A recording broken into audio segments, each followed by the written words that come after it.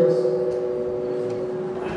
I welcome you all on behalf of Justice Pomeroy College of Law to the workshop on transfer of immovable property and its drafting of deed of conveyance. Now, I humbly invite Principal and Correspondent Srimati Dr. K. Jalaja Reddy Garu to come on to the dais and occupy the chair. And I request Amulya Garu to present bouquet to our Principal Madam.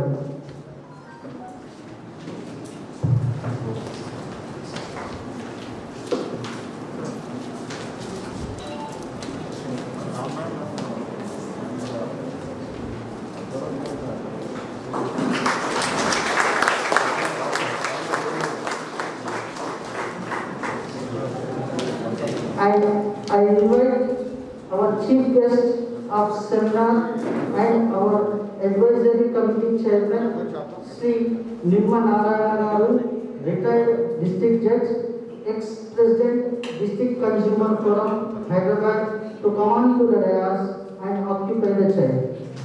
And I request Sri Lekha Garu to present bouquet to Sri Narayana Garu.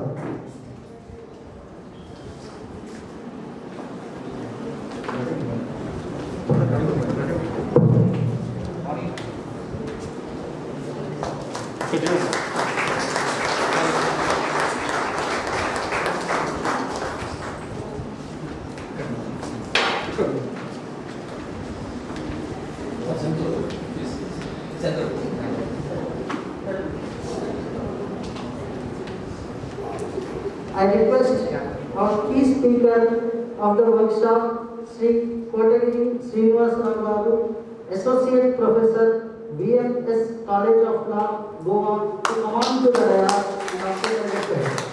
And I request Sri Sahiti Thakur to present the bouquet.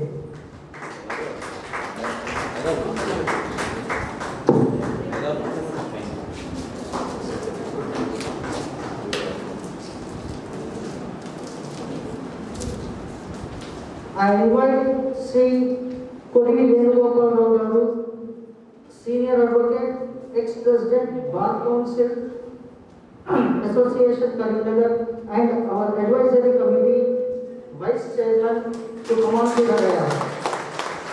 And I request Sri Maunika Garu to present bouquet to our Vice Chairman.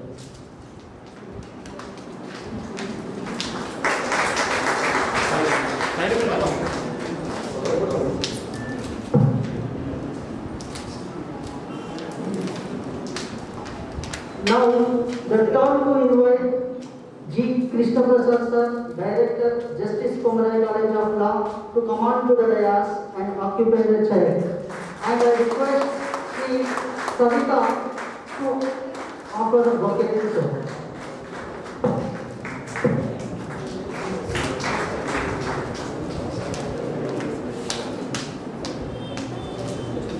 Director Sri Krishna Prasad Sir to preside over the inaugural session and continue further proceedings.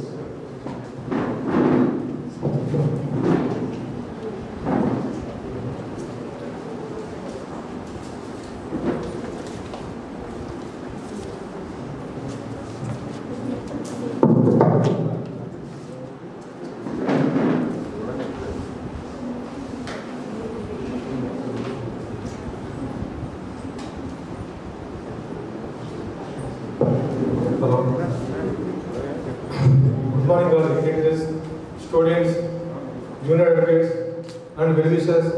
I am delighted to welcome for the seminar of immovable property, transfer of immovable property, and its drafting of deeds.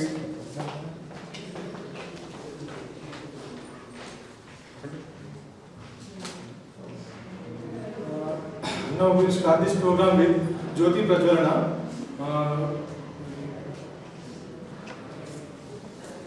I request Chief Guest Sri Nimma Narayana Garu to light the lamp.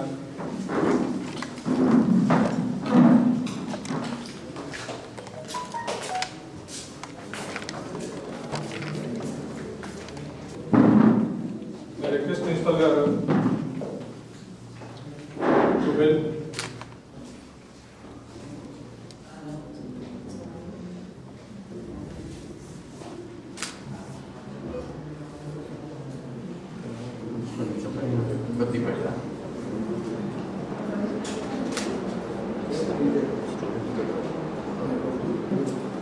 ready? Hello, right.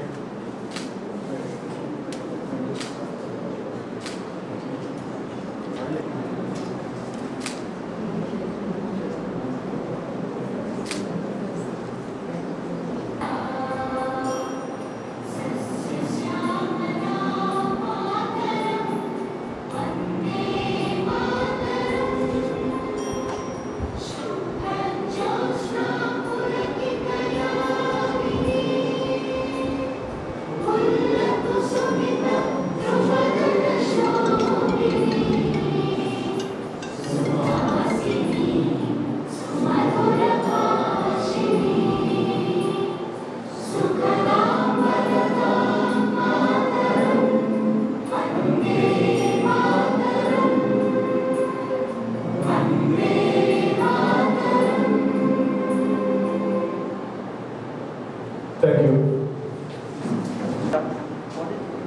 Focusing on the subject Transfer Property Act.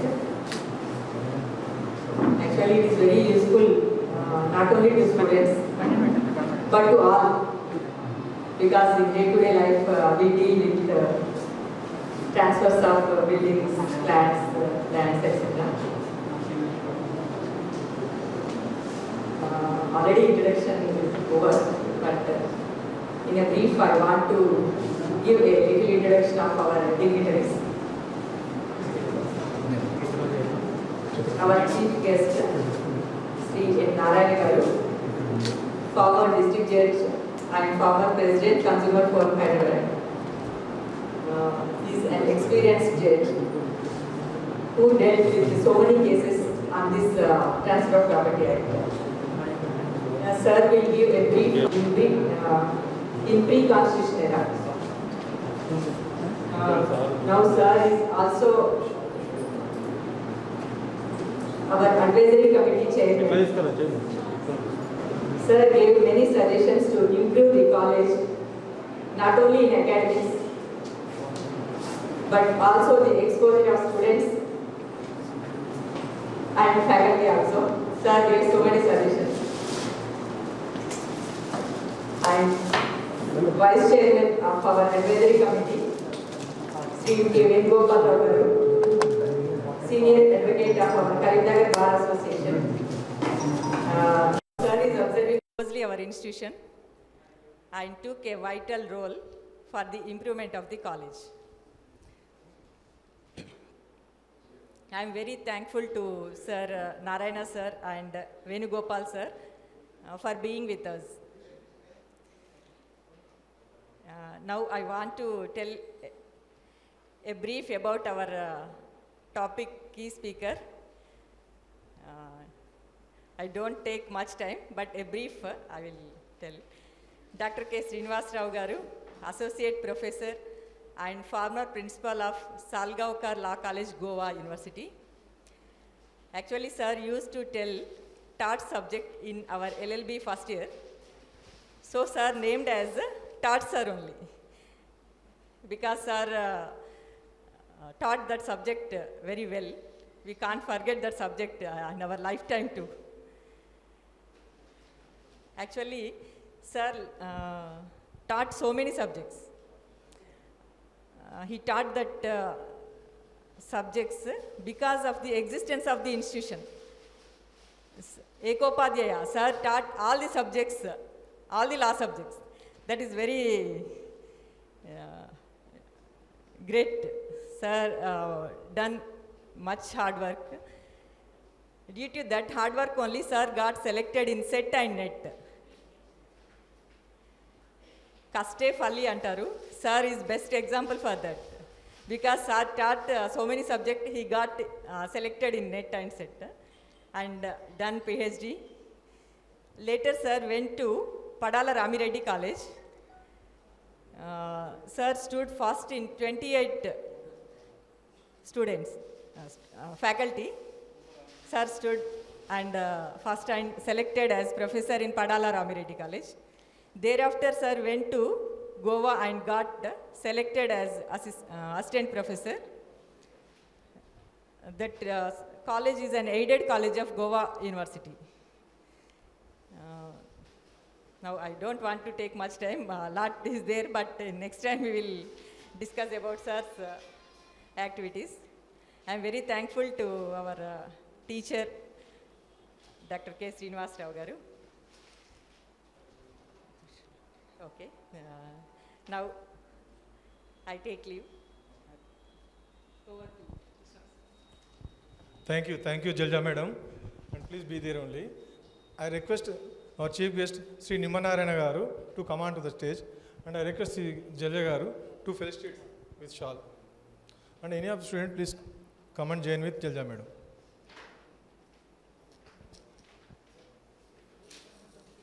Kuchand sir, please.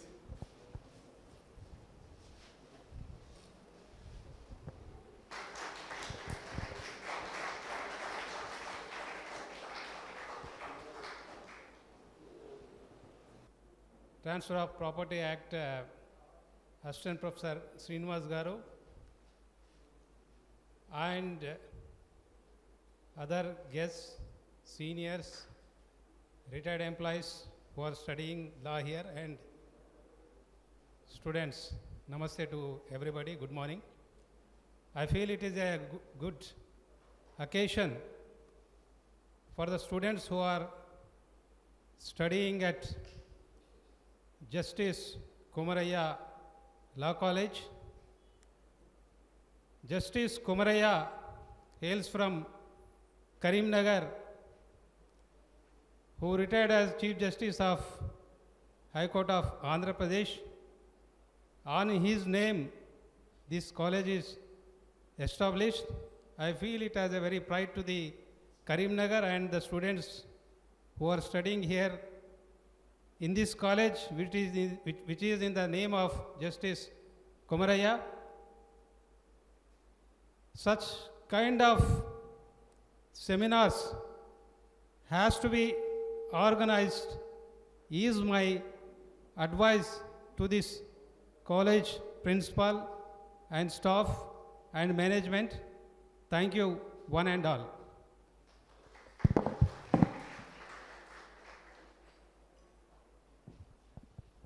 Now I request our unexpected guest, Sri Venudhar Reddy garu, to address few words. Good morning to all. I see all calmness. What is this? You are young generation.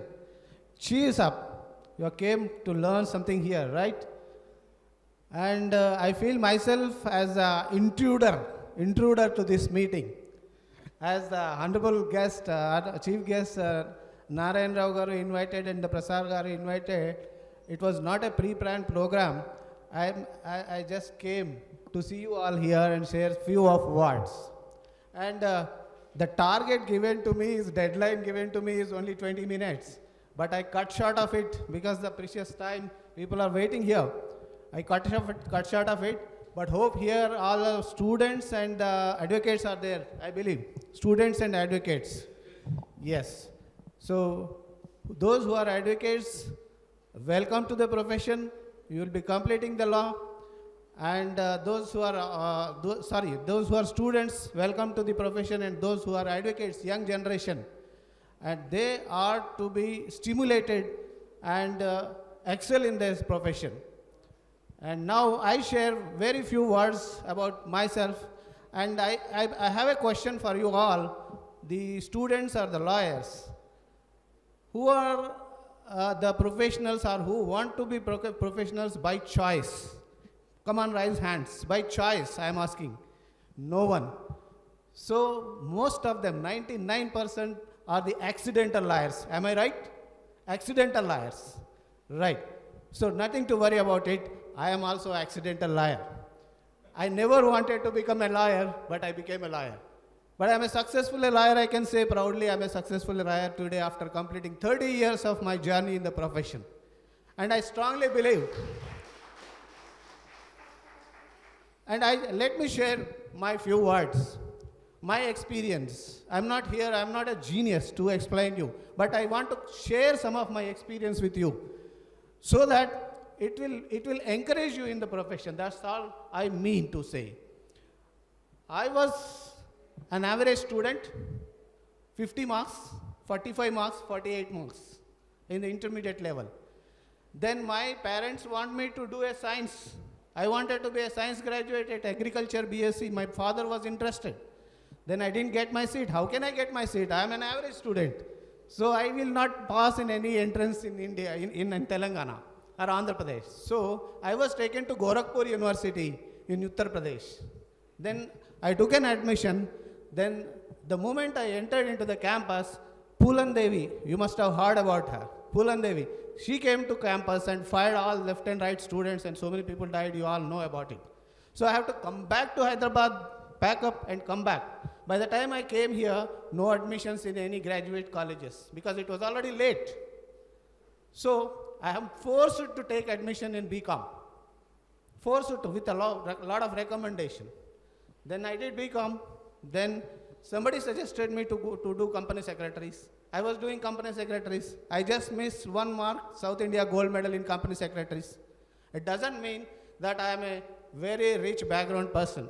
You are all, I am one amongst you. I am one amongst you from the rural company, rural background. But I could achieve it. I could achieve it. Then somebody suggested with company secretary, if you take a law subject, it will be helpful. Then I entered into law. It's by force. It's not a passion to me to go into law at all. But I entered into law, I completed law, and then I entered into profession. This is the journey into my profession. So, most of you, there is a saying, ఎక్కడ ఏం దొరకకపోతే లా కాలేజీలో admission తీసుకోవాలి అంటే ఇదొక పనికిరాని చదువు. So that's the saying in the society. But I can proudly say it is not so. It is not so. You should be very proud to come into this profession. This profession is a wonderful profession to perform. If you have a zeal, if you have a passion, then you can perform well. There is no other profession like law, like legal profession. So therefore, you don't discourage yourself because of your language, because of your rural background, because of your poorness, financial issues. No, don't discourage yourself. You just come into the profession and work hard, you will excel. I am sure. I can see some of you as judges, some of you as eminent lawyers after 10 or 15 years if I am able to meet you. So be confident to study law and come up in law. And with this, Mr. Prasad is warning me.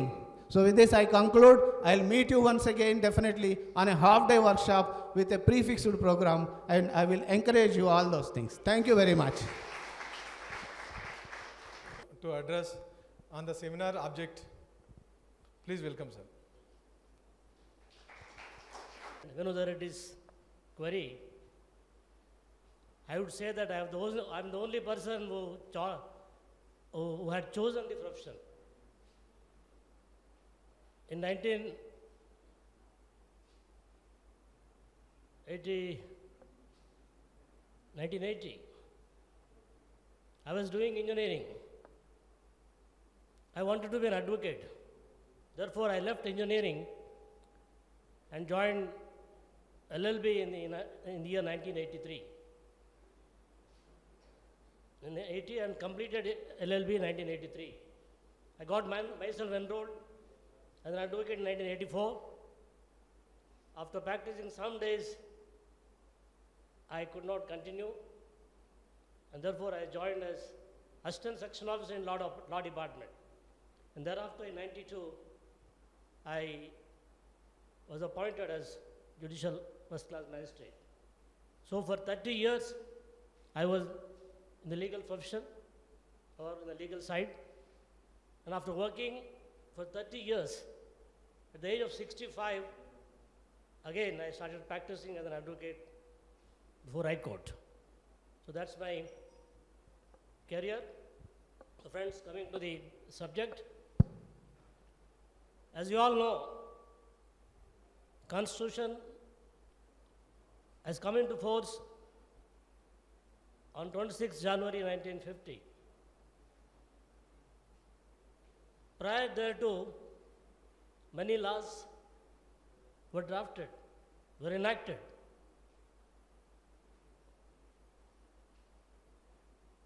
Transfer Property Act was also one of the acts which was enacted prior to coming into force of the Constitution.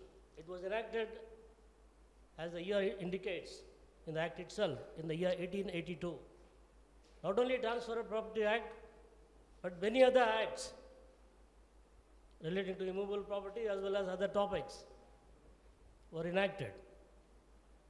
Registration Act 1908, Contract Act 1872, even Indian Penal Code 1860, Indian Evidence Act 1872. So many of the laws which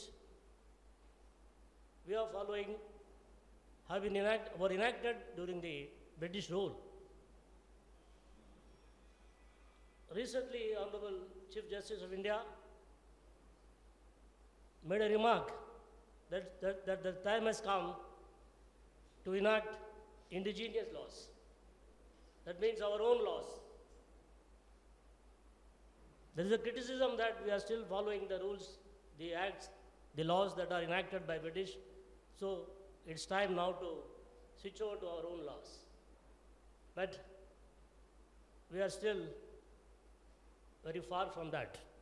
So friends, in the Constitution there is an article called Article 13, which says that any law enacted prior to coming into force of the Constitution will be void to the extent of inconsistency with the fundamental rights. So the laws which are enacted prior to coming into force of the Constitution will only be applicable if they are consistent with fundamental rights contained in Chapter 3 of Constitution. So I think the Transfer Property Act has not been amended, or there's nothing in Transfer Property Act which offends or which contravenes the fundamental rights. Therefore, this act, like many other acts, have been in force even after coming into force of the Constitution. As you all know, today's subject, immovable property, is very precious to all of us. Not only lawyers, but all the citizens, every man. Not only man, but even animals have propensity to own some property. I'll take an example of sparrows. Sparrows build the nests, and a particular sparrow building the nest, it won't go to another nest. It will invariably go to his own nest. And the other sparrows will not encroach upon the nest built by the sparrows, the other sparrows. So that natural rights, the tendency of the animals not to encroach upon the rights of others, can be seen from the conduct of nests. But unlike animals or birds, we men have got inclination to encroach upon the rights of others. It's only not to affect the rights of others we made laws. We made laws. Constitution gives the fundamental rights, and it's only when others infringe our rights, we have got right to approach the High Court and the Supreme Court and take remedy, appropriate remedy, by filing writs. So our endeavor should be not to encroach upon the rights of others, not to encroach upon the immovable property of others, to assert or to accept the other's rights, and not to infringe upon the other rights of others on immovable property. So even children also have got possessory rights. They enjoy possessory rights. If you give a toy to a child, he will not part with it. He will not give to others. So that is a human nature to possess property. So immovable property is very precious, as I already mentioned. Property, immovable property, what is the definition of immovable property? Our friend Srinivas Rao will deal with examples. But it's common knowledge that buildings, lands are generally called immovable property. But it is something more, and Mr. Srinivas Rao will throw light upon those aspects. So how do we transfer? Immovable property is also another facet of the Transfer Property Act. We may give the property, we may sell the property, or there are certain aspects. Even without any document also, we get some certain rights. Those are called easementary rights. Easementary Act was also enacted way back in the 18th century. So we need to know also about the easementary rights. There is another act called Stamp Act. Mr. Srinivas Rao, while dealing with the transfer of property, will also deal with the Stamp Act. So if you transfer a property to another man, the transfer should be from a living person to a not living person. So if you transfer a property to another man, we need to pay stamp fee. So how much fee we have to pay? Stamp duty, that's called. So stamp duty invariably we have to pay. So without stamp duty, there can't be any transfer. So suppose without registration, if we transfer the property, what is the consequences? Mr. Srinivas Rao will also deal with this aspect. So friends, a very interesting topic, and Mr. Srinivas Rao, I think, will throw illuminating light on the various facets of immovable property. I conclude my speech by congratulating all of you and welcoming you, all of you, to the legal profession. Those who are already in the legal profession, they need to enhance their knowledge, and those who are on the threshold of coming into this profession need to know much about the law and the practice. So I conclude my speech once again welcoming you and congratulating you all. Thank you. Thank you, sir. Thank you for your wonderful words on the subject. From the ancient times we have discussed, and thank you, sir. Thank you once again. Sir, now I request our key speaker, Sri Kotagiri Srinivasa Rao Garu, to come on the dais and start the lecture or give the lecture. Please give a quick clap.